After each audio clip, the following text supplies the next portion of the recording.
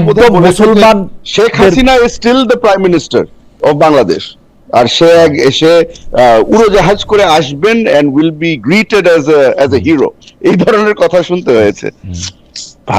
যে পশ্চিমবঙ্গের নির্বাচনে এটা স্পষ্ট যে মানে আমি পশ্চিমবঙ্গের পত্রপত্রিকা পড়তেছিলাম, যেগুলি হচ্ছে যে পত্রপত্রিকা বা যাদের কথা আমি আগে শুনছি মনে করতে পারি আর কি, ওই সব বিশিষ্ট লোকদের কথা আমি পড়তেছিলাম, তাদের সবার মধ্যে একটা হতাশার সুর আছে যে না, পশ্চিমবঙ্গের মতো একটা জায়গা কেন বিজেপির মতো এরকম একটা মানে আমি ধর্মীয় মৌলবাদী হিন্দুত্ববাদী একটা জায়গা এটা চলে যাবে, এটা অনেকেই নিতে পারতেছিলেন না। কিন্তু আবার অনেকে বলতেছিলেন যে মমতা ব্যানার্জি যা করছেন গত কয়েক মানে 3 টার্ম ধরে ক্ষমতা থাকার সুযোগ নেওয়া, সেইটা আসলেও ঠিক হয় নাই। কিন্তু আমি আপনাদের দুজনের কাছে যেখানে আসতে চাইতেছিলাম যে সংখ্যালঘুর ভোট নিয়ে একটা খেলা হয়েছে, যদিও ওই সংখ্যালঘু অনেক ছোট সংখ্যালঘু না, ওরা 28 থেকে 31%, ক্ষেত্র বিশেষে মুর্শিদাবাদ বহরমপুরে মানে আরো অনেক বেশি, আপনি জানেন তারা সেগুলা। এইটা দিয়ে আপনি কি মনে করেন যে বাংলাদেশের রাজনীতির উপরে এটার প্রভাব হবে বা কি হবে? আমি আপনাকেও আমি একই প্রশ্ন করতে চাই, আগে চৌধুরীকে একটু শুনি। খালেদ ভাই, হাসা উচিত না কিন্তু হাসি পায় জানেন, যখন মমতা ব্যানার্জি, আমি এটা শুনেছি, আমি পড়ছিলাম যে এখনো দেখার সুযোগ পাইনি, বাট ওনার মুখ দিয়ে বোধহয় বের হয়েছে যে এটা হাসিনার মতো একটা নির্বাচন হয়েছে।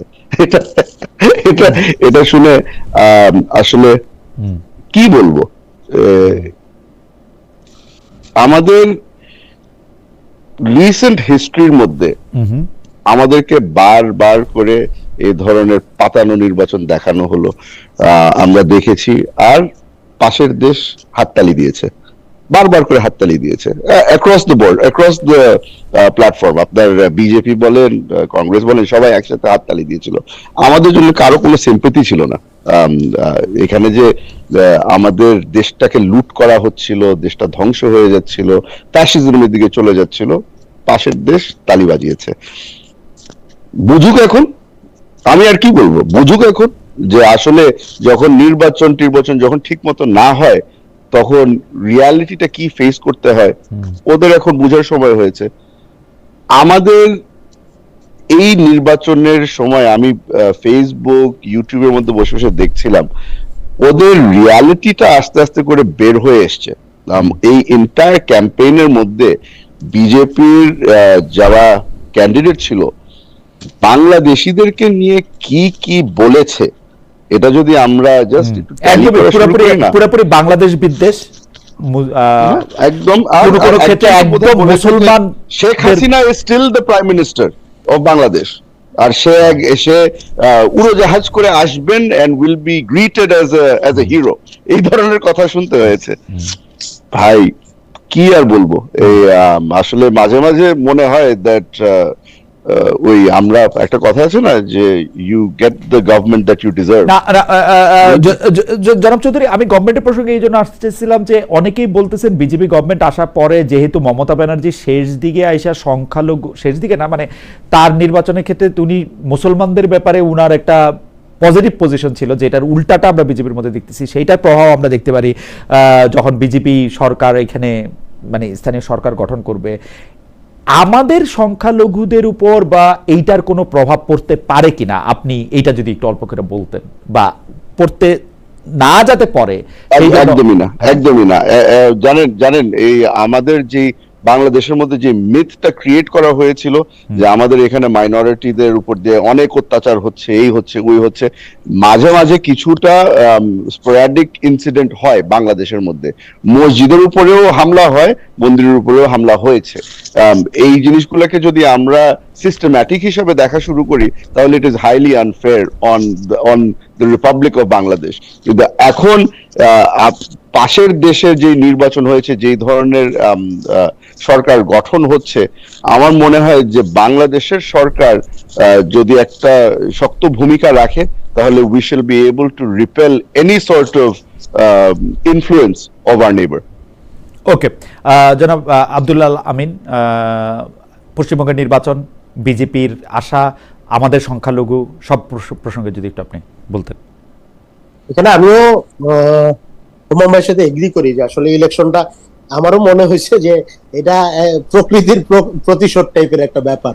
আওয়ামী লীগকে নিয়ে ইন্ডিয়া এত বছর যেটা করছে বাংলাদেশে, এবং কেউই আমাদের পক্ষে ওই অর্থে দাঁড়ায় নেই। তো এখন কিন্তু মানে বারবার, এর আগেও কিন্তু গত ইলেকশনে, পুরো ন্যাশনাল ইলেকশনে বিজেপিকে নিয়ে কোশ্চেন উঠছিল ভোট রিগিং এবং ম্যানিপুলেশন নিয়ে। এখন পুরো এই যে আমরা পশ্চিমবঙ্গের ইলেকশনে দেখলাম প্রায় 2.5 লাখ, আমরা শুনেছি যে দেখলাম যে 2.5 লাখ তারা হচ্ছে ফোর্স এনে অমিত শাহ এসব বসে আছেন 15 দিনের উপরে।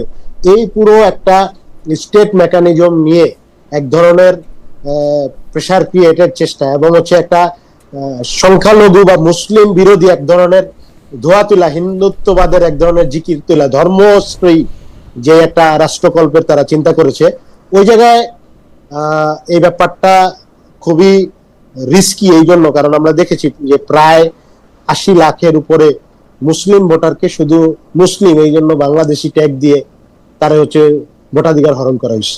বাংলাদেশে কিন্তু এটা হয় নাই। আমি কিন্তু হুমায়ুনের সাথে এটা এগ্রি করি।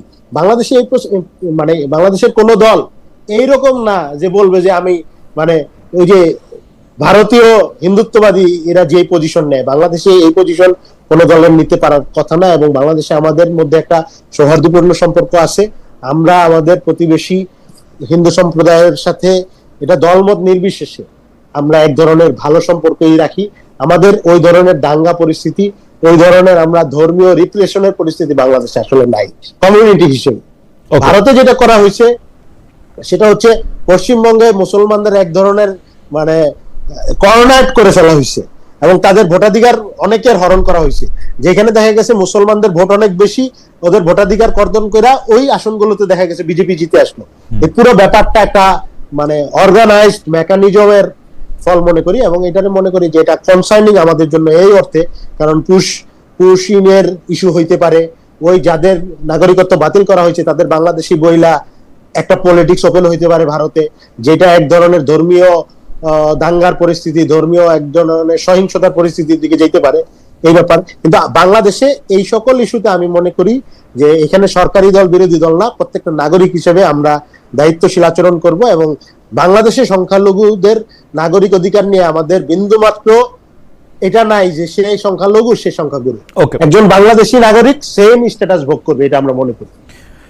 ওকে, আজকে ভাই এই আমাদের সরি একটা জিনিস একটু ইন্টারজেক্ট করি আমি। এখানে আমাদেরকে ছোটকালে বলা হতো না আগুন নিয়ে খেলতে হয় না। সমস্যাটা হয়ে গেছে যে আমাদের গত 17 বছরের মধ্যে যে ধরনের প্যানিক ক্রিয়েট করা হতো আর আমাদেরকে যেভাবে করে ট্যাগিং করা হতো, আপনি বিশ্বাস করবেন না কিনা জানি না, কিন্তু আমার কাছে এই ইনফরমেশনটাও আছে যে আমাদের সরকার অথবা বাংলাদেশ মানে আওয়ামী লীগ ছাড়া যেই বাংলাদেশটা ছিল তাদেরকে বলা হতো বিদেশিদেরকে যে এখানে খ্রিস্টানদের উপরে অনেক ধরনের হামলা হয়, এখানে কোন ধরনের মাইনরিটি সেফ না। এখন আমরা তো শুনে বললাম যে ভাই এই ধরনের কথা তো বাংলাদেশের জিন্দিগিতে শুনি নাই, কিন্তু আপনি কোত্থেকে শুনলে জানো যে এটা আমাদের কাছে পাশের দেশ থেকে ইনফরমেশন আছে। এখন এই যে আগুন নিয়ে খেলা করতে করতে এখন আগুনটা কোথায় ধরেছে? ওদের ওখানেই ধরেছে। It is ironic. আল্লাহ ছাড় দেয়, ছেড়ে দেয় না।